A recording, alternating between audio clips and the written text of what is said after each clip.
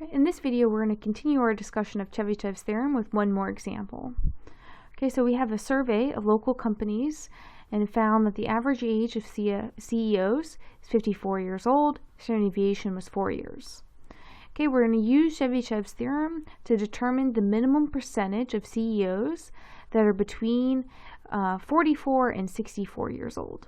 Okay, so if we think about this, okay, the distribution of the ages of CEOs can be anything. I don't need to draw it to be normal because Chebychevs theorem does not require the normality that the data necessarily be bell-shaped. Okay, so this is the distribution of the age of CEOs, and so here in the center is 54 years, and so we're talking about, here we go, 44 years is there, say, and 64 is here.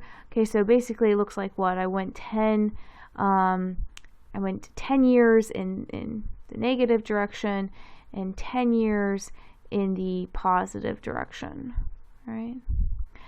And the question is what percentage, at least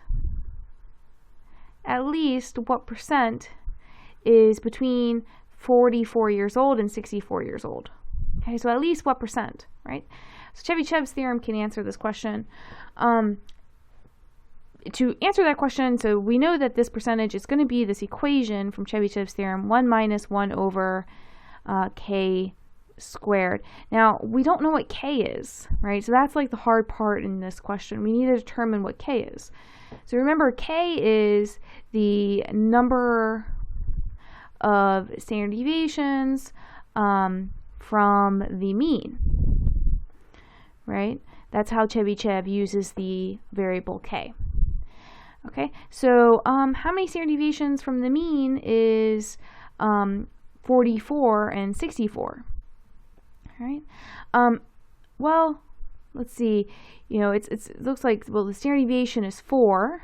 So, see, 64. One standard deviation above the mean would have been 48. I'm sorry, 58. One standard deviation would have been 58, and then another standard deviation would have been 62. So that'd be 2 standard deviations, would have been 62, right?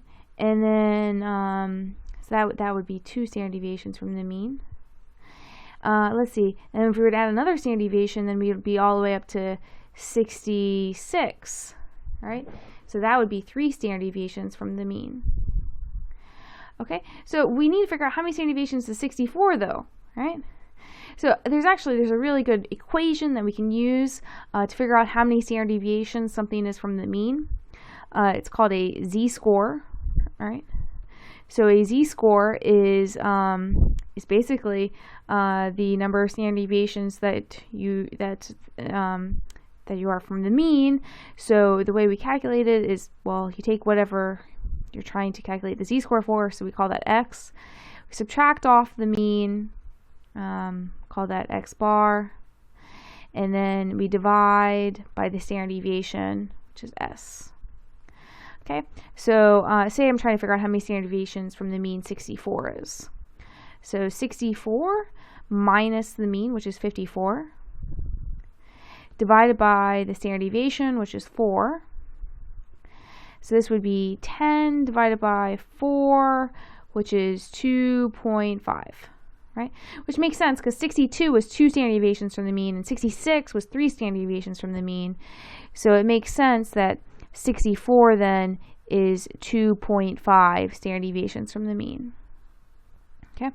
Now, since they're both 10 years from the mean, they're both going to be 2.5 standard deviations from the mean, right? You could double check this if you were to calculate the z-score for the 44. Okay, so calculate 44 here now. You get this time it's negative though, so it's negative 10 divided by 4, which is negative 2.5, right? But the number of standard deviations doesn't have a sign to it, so that's kind of the difference between z and k. K is kind of, it's kind of like the square or the absolute value of z. K does not have a sign, it's just the count of the number of standard deviations. It doesn't matter if you're in front of the mean or below the mean. Above the mean or below the mean, whereas z-score will be negative if you're below the mean. Okay, that's just the way the z-score is calculated. All right, so 2.5 standard deviations from the mean. That's how far we had to go to get to 44 to 64. So now when I'm using Chebychevs theorem, I'm going to do 1 minus, now I know k is 2.5, 2.5 squared. If I plug that into a calculator, I get 0.84, right? So that's 84%, right? So according to Chebychevs theorem, at least 84%. So at least 84% of CEOs are 44 to 64 years old.